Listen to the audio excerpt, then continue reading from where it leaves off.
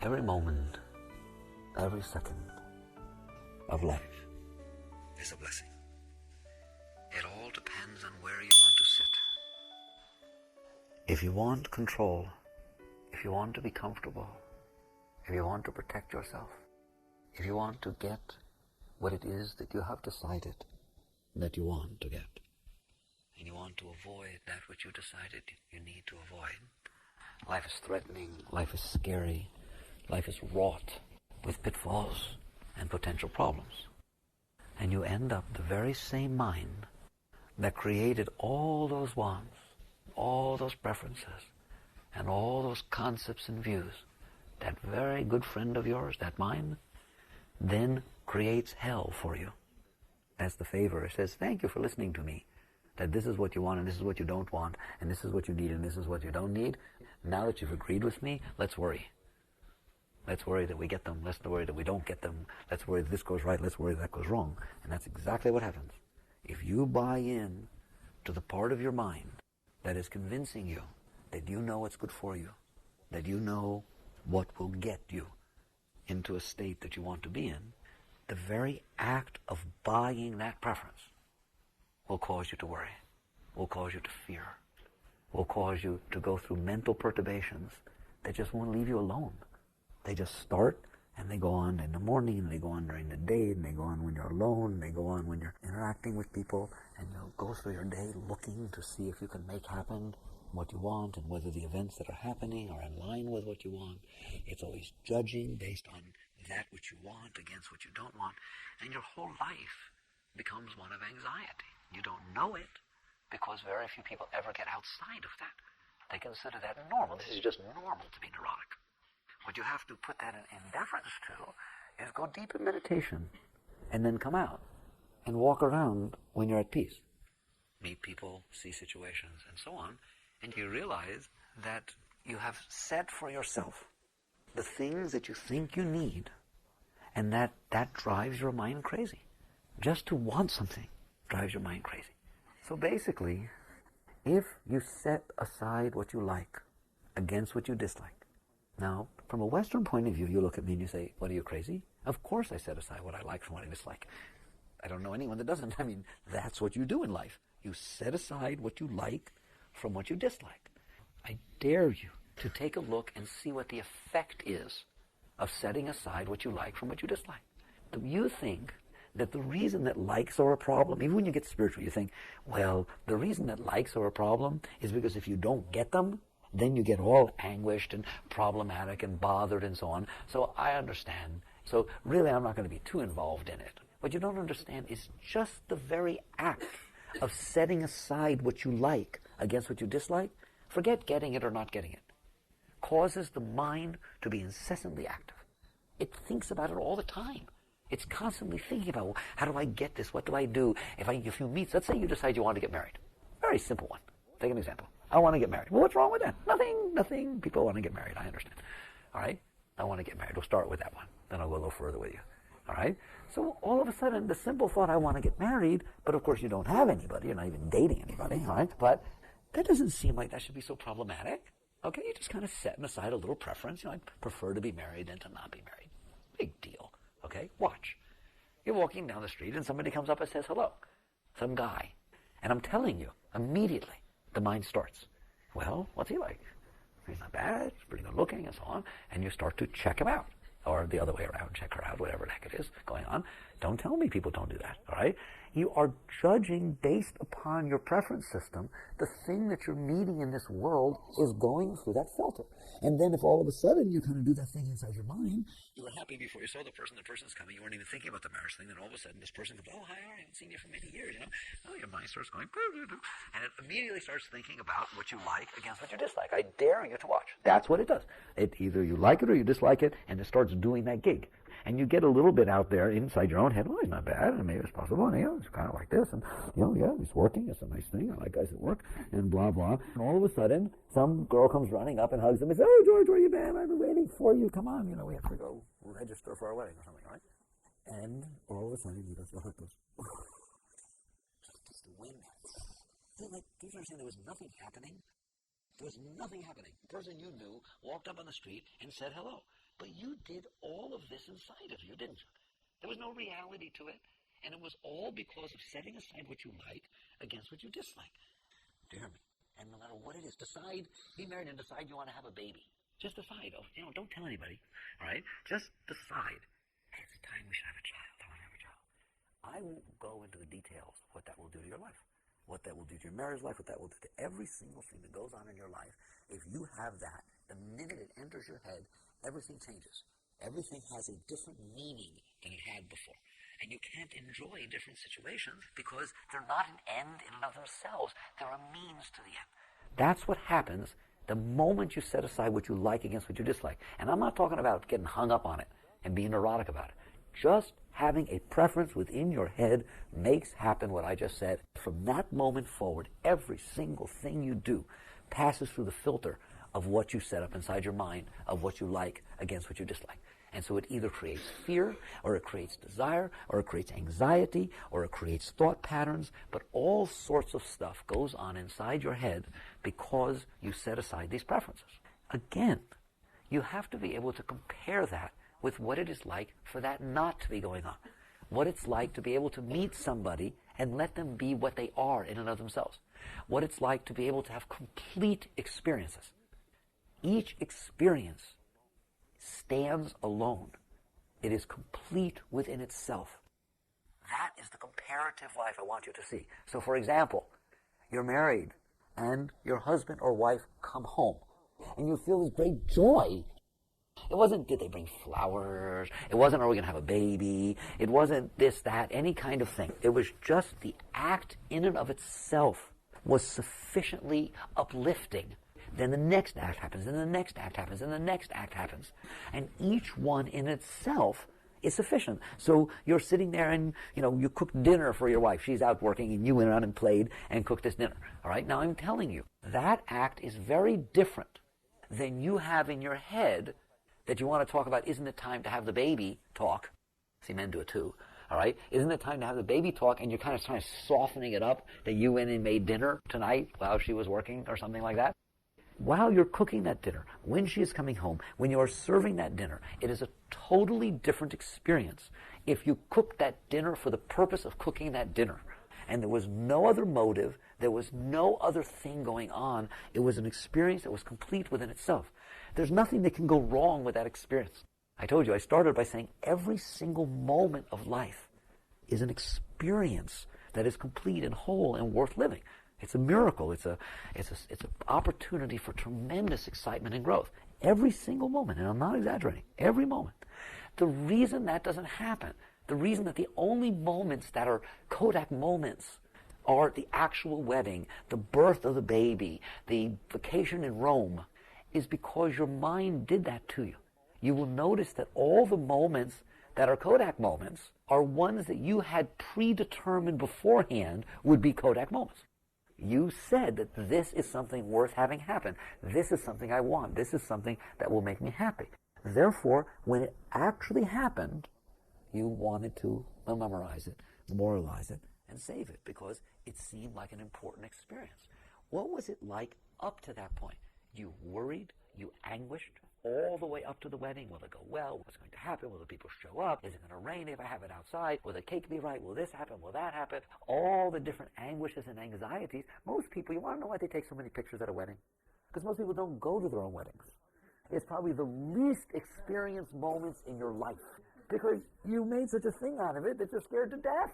You have so much anxiety. You have such a big thing going. You plan the thing a year in advance, right? And every day, all this going on. How are you possibly going to be present at the wedding? You have all these things down that are supposed to be happening. So you ruin the experience totally, and so you pay somebody a great amount of money, and you sit there and take all these pictures so that afterwards, after it's all over and it worked, we can enjoy it. That really wasn't such an exaggeration. All right? What causes that? Preference. The root of that is preference. You set aside that moment from other moments, didn't you? Your mind tells you if you set aside moments as special, that makes them special.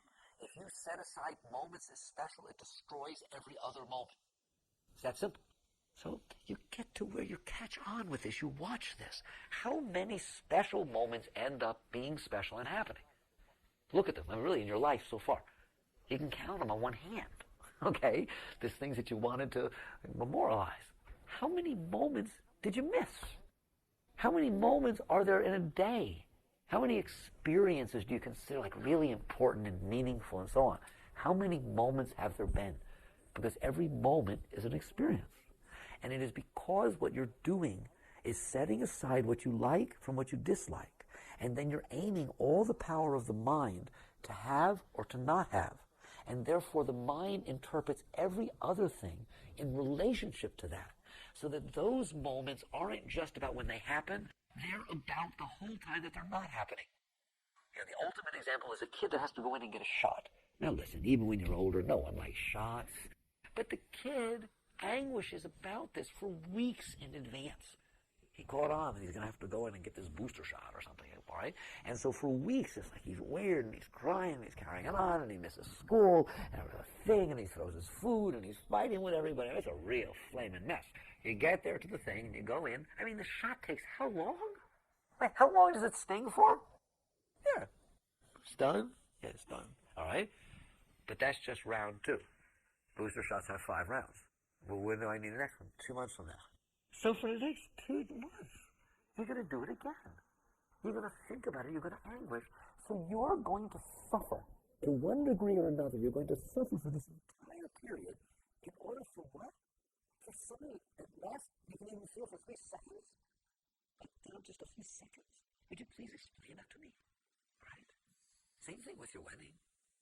Same thing with any of these things. How long does the actual thing last? How much anguish do people go through this entire process to make sure that something's right that lasts a few hours? Damn it. We do it with everything. That is the power of having a preference. Preference for, preference against. That child decided he didn't want a shot. Because he didn't want a shot, he suffered. If he didn't care if he got a shot or not, he would have felt a moment of pain. That is different than suffering. Pain is a worthy thing. It's a holy experience because it's real. It actually happened. Suffering is not worthy. It's not real. It is what you create with your mind. You want a definition of suffering? Suffering is what you do to yourself because you set up a preference. There's a vast difference between pain and suffering. Pain is a real experience that the body is sending to you. Suffering is what you anguish mentally. It's a mental and emotional thing. It's a psychological thing. It's something you do to disturb yourself because things are not in accordance to your preferences. And then you suffer. Period. Have you noticed? How do you do when things are not in accordance to your preference? Most people don't do very well. And in accordance to how strong your preferences are, that's how bad you're going to do. You mean, like if I don't want something to happen and it happens, that's how bad I'll do? No. It's much bigger than that. I wouldn't mind if that's all it was. If you really don't want something to happen, then you suffer all the time. Let's say you have a phobia about snakes. There. That's a really, isn't it? If you have a phobia about snakes, you're afraid to come out here. You're afraid to walk across a field. You're afraid to get out your car in the country. You're afraid of a million things. It's like all the time. If you park your car and you really have a phobia about snakes, and you park your car, and when you go to your car, you open the doors, you look around with a flashlight, you do things. If you happen to be a stick or rope, every stick looks like a snake. Every rope looks like a snake. In other words, it isn't that you suffer when the thing that you don't want happens.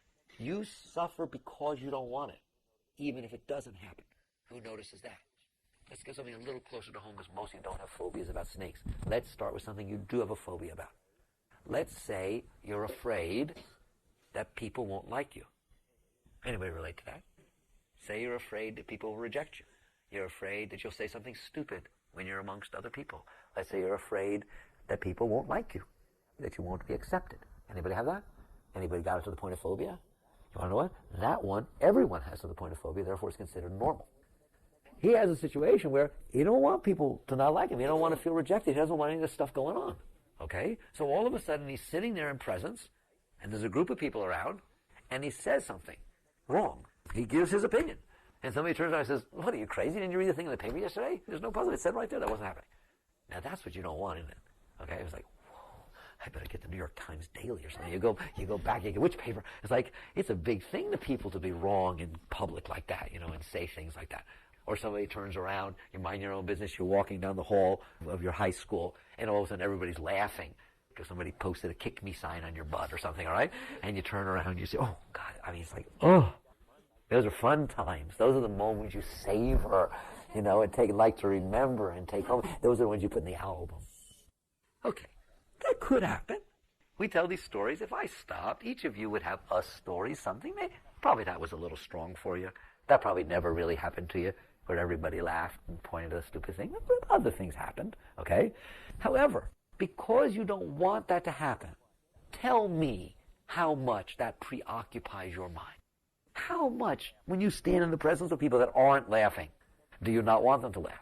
How much do you think after you've said thing, was it right, and what are people going to think, or something like that? How often do you think after you hang up the phone after a conversation, what did you say? Was it right? You should have said this, blah, blah. How many times do you ever think if you see people talking, that maybe they're talking about you? How often do you think if you're standing in a line alone or eating dinner alone somewhere in a restaurant, that maybe people think nobody likes you, what's wrong with you or something? It's like whatever goes on inside of you that has anything to do with not wanting to be viewed, just viewed badly in the eyes of another as being not acceptable.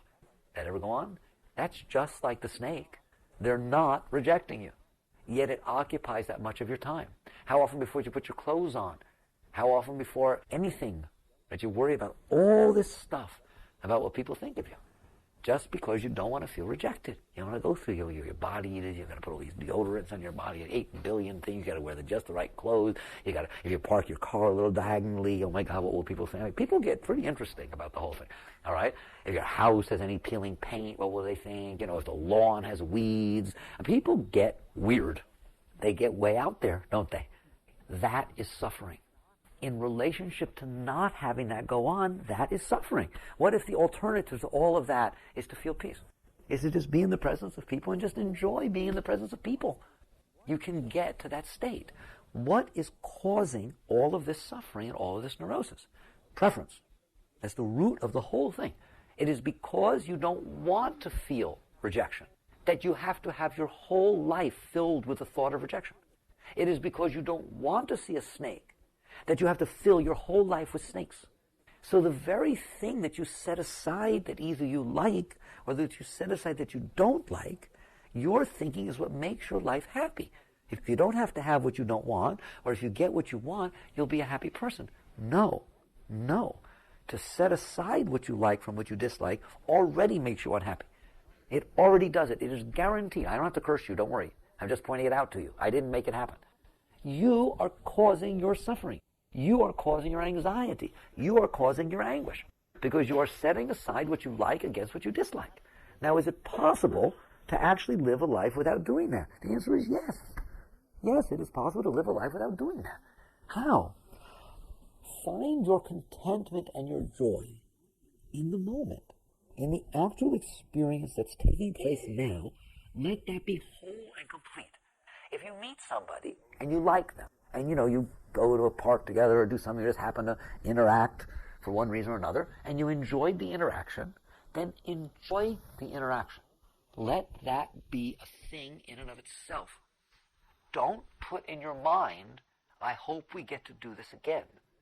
Because if you put in your mind, I hope we get to do this again, instead of looking back and feeling the joy of the moment that happened, you will look back and feel anxiety as to why they haven't called again, or how can you run into them again. You all of a sudden took a positive moment and turned it into a permanent anxiety. Isn't that amazing?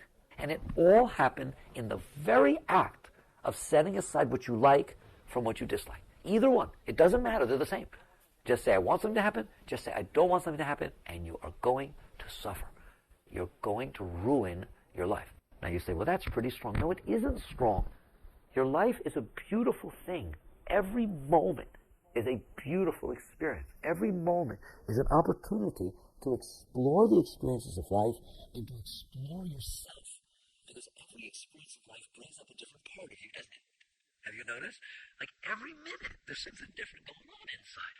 It's just a different landscape. It's a different way of thinking. It's a different way of feeling. It's a different energy flow. It's a heart that's opening. It's a heart that's closing. It's a million, billion different things that shift inside as things shift outside. So all of life gives you an opportunity to experience new experiences outside, and it gives you an opportunity to learn more about the nature of yourself, of your being inside. What's wrong with that? Why can't that be a thing in and of itself? So somebody came, and I was walking in the woods, and all of a sudden I stick like I get scared. I get scared into somebody that's walking behind me. Okay, that's it. Wasn't that neat? No. No, it wasn't neat. Why? Because you don't want to get scared, preference. I dislike that experience. Therefore, I don't want it to happen again. Therefore, I'm going to, for the next 2 hours, watch carefully and shine my flashlight around to see whether anything else is going to happen, because I didn't like the experience of feeling that fear rush up inside of me. So now that one experience that could have been a fun experience, a rush of energy, a rush of fear, became something that ruined the whole rest of your walk. Don't tell me you haven't done that. The problem is nobody calls you to bay on that. Nobody talks like this and sits right down and makes you take ownership of what you're doing to yourself. And if you do it enough, you will be neurotic. And you will not find things that make you happy. You will only find anxiety all around you. And so you've got to come back and take responsibility for the state of your life. But when I say that, I don't mean get married, have a child, get your job together, straighten out your finances, take responsibility for your life. You have to take responsibility for the experience of your life, for the willingness and ability to experience what's happening in your life. And every moment is beautiful. Every moment is worth experiencing, is worth having.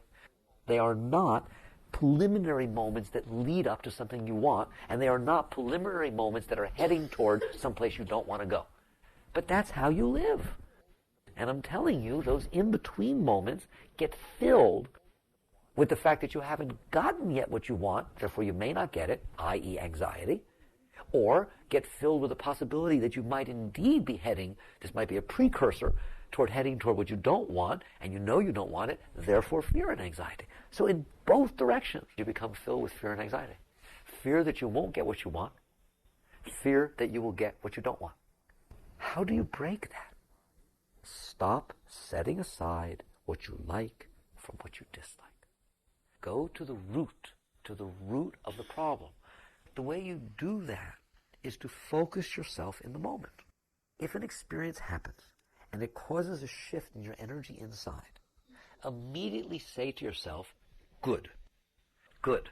Right away, because right away the mind will say, no, I don't like it. All right, that wasn't supposed to happen. I don't like it. Whose fault is it? And what can I do about it? How do I stop it from happening again? No, right away, you've done that, all right? If an experience happens that is positive, that you feel you like a rush of energy, all right? Just say, good, good. Something happens that you don't like, good. In other words, I'm glad that these experiences are happening to me. And that's the end of it.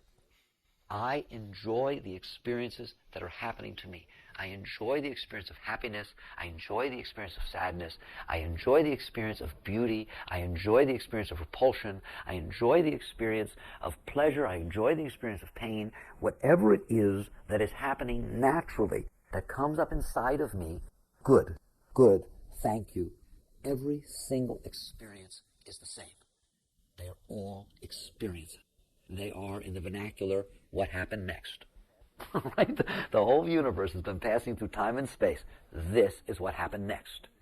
If you will do that, you will lose this preference consciousness. If you are willing to enjoy and experience what is actually happening, and all of them are okay with you, then why do you care what happens? And you'll start to get to the point where you'll see that the moments are more exciting if they happen by themselves. And that the only reason you weren't able to let them happen by themselves is because you had preferences. You had a preconceived notion of what you wanted to happen, a preconceived notion of what you didn't want to happen, so now you must control all of it. You're wrong. You don't have to control. What you have to do is experience it. And if you are willing to experience the moments fully as they unfold, you'll begin to feel the joy and contentment and peace inside you. And in truth, this is the only way to free yourself. You will never get what you want, and you will never avoid what you don't want. All you will feel in it. So let's say what? Let's say you don't want to see a snake. You really want to see it. I don't want to see a snake. I really don't want there to be a snake when I open that door. Oh, please, God, I don't want you to pray. But I don't want to see a snake when I open the door. Okay? Why is it not happy? You're going to be when you open the door and there's a snake. Now we're done.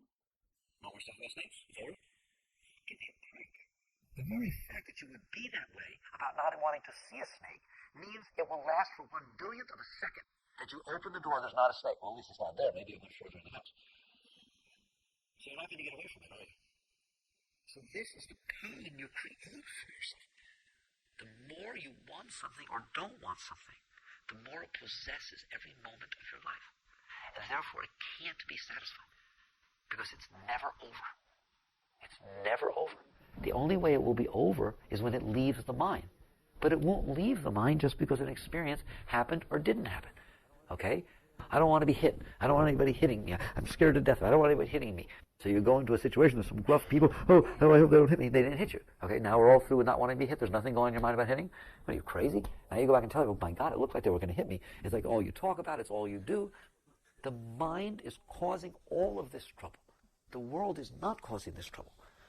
And so your alternative to mind, listen to me, the alternative to mind is experience. Mind is an inner concept that is trying to replace real experiences. Replace the inner concept with real experiences. And don't ask me how. You have to go out of your way to not have that happen. Real experiences are actually happening. Let them. Be with them. Appreciate them. Honor them. Do you know that eventually you'll worship them?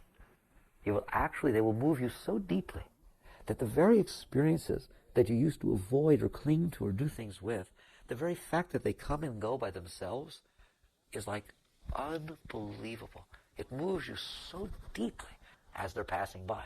Like, whoa, look what happened. Far out. And you'll see that what change they cause in you takes you where you want to go. It frees you. It liberates you. And you feel great joy and peace and love. This is how you grow into God. This is why they say, be in the moment. Be here now. It's not so much that there's something so holy about the moment. What's the alternative? I've been discussing it all night. It's very simple, all right? Be here now and safe.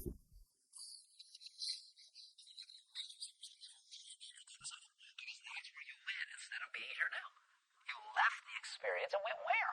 The consciousness left the experience and went into the mind. And the mind is going to be about preferences and aversions. And preferences and aversions cause turmoil in the mind. And they cause anxiety. You know, if any psychiatrist or therapist or anybody ever try, if you get a book, like the causes of anxiety, the book should be 1 page long. Okay? The cause of anxiety is preference. The cause of suffering is preference. Setting aside in your mind what you like against what you dislike is the cause of all mess. The alternative is to not do that. How? Experience the moment. Live in the moment. Honor the moment. Worship the moment. If you will put your whole being into the moment that exists, you will do fine and life will do fine. Believe me, you both will get along very well. Plus, you will already feel joy because you took as an end. How about I put it this way? Each moment is an end game. Each moment is an end game. Just to meet somebody, that's the end of the relationship. Now, if you happen to meet them again and again, like you're married, they're always there, and again and again and again and again, fine. But each moment's an end game. Everything, every meal you eat, every situation you do, everything you go through is an end in and of itself. It has no other meaning. Its meaning was for you to experience it right then. Did you? Or were you busy trying to give it other meaning, like some grander meaning? So like, why are you going to school? I'm going to school to graduate. How about you? Well, my God, you're missing your life. What's the meaning of life? Well, I'm living so I can die. Why don't you just say that? In other words, the whole purpose of the process is the end. I'm going to school to graduate. That is a ridiculous reason to go to school. Well, why did you take this class? Because it's required for graduation. Well, why'd you read this book? So I can pass the test, so I can graduate. Like, what are you doing? Wasting your entire life for 4 years, whatever it is, for that one moment of 4 hours in the hot sun, Believe me, it's not going to be worth it. Graduations are a drag. So you have to catch yourself. You have to catch yourself. So you won't do this with your life. Don't get married to have children. Don't go to school to graduate. Don't go to work to earn money. Don't write an article to get it published. You saw how everyone, did it pass through your mind how I could take any one of those and do what I just did with everything? No wonder you're not happy. No wonder people are not happy. If you go to work to earn money, then you worry about who makes more and you get paid enough. How can you enjoy your work? If you get married to have children, we already know what can happen. Go to school because of the joy of learning. You have to enjoy the experiences you are having. All of them are beautiful if you will let them be. And so you start to work with yourself. And I'm telling you, just say good to whatever happens. Good. That's your first reaction. Good. I'm glad. I like it. Good. Okay? And then try to be open, not preference, but open to the different experiences that are happening to you. And you will see that over time, each experience is a flower, a gift within itself. And it will help you. It is your teacher. It is your teacher. And every experience is there to help you grow if you will let it. Jagrata.